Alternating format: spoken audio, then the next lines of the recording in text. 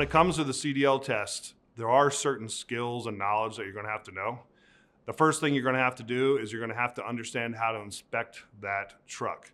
Now, the resources for that are all around us. They're everywhere, from YouTube videos to the DMV manual, the driving manuals themselves.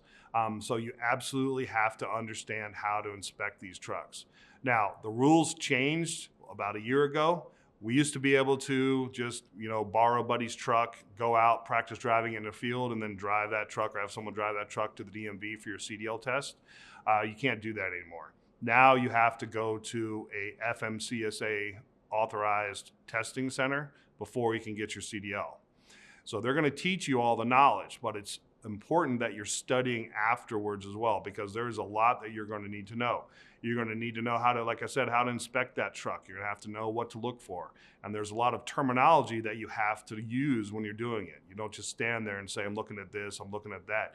You want to actually talk about things like calipers if it's an air disc brake, drums if it's a drum brake. You want to talk about your spring hangers. There are certain things that you absolutely need to say in order to pass the test.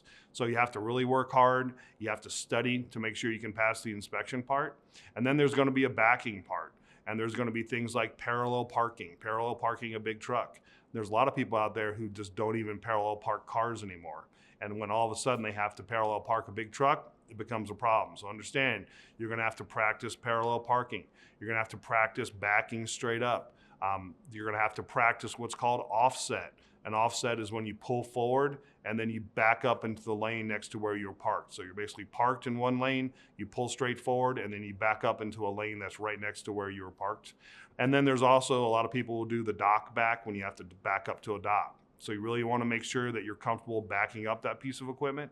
And then finally is the driving part of the test. And for the driving part of the test, most states out there want you to demonstrate that you can double clutch. And I'm not going to get into it again about floating gears and double clutch, but most states you have to double clutch or show that you can double clutch in order to pass the test. One thing I think people really forget is that the CDL, getting your CDL, that driving test is also a test of whether or not you're a good driver.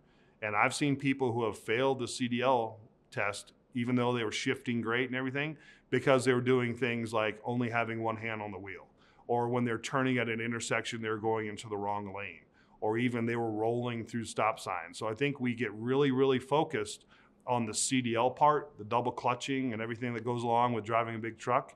And sometimes we forget about the basics of driving. So I always tell people that when they're getting ready for the driving part of the CDL test, they need to not only study the CDL manual, know how to double clutch, et cetera, but they need to go back and look at the manual that they looked at when they were 16 years old and remind themselves, once again, where do you put your hands? What lane do you turn in? The basics of driving.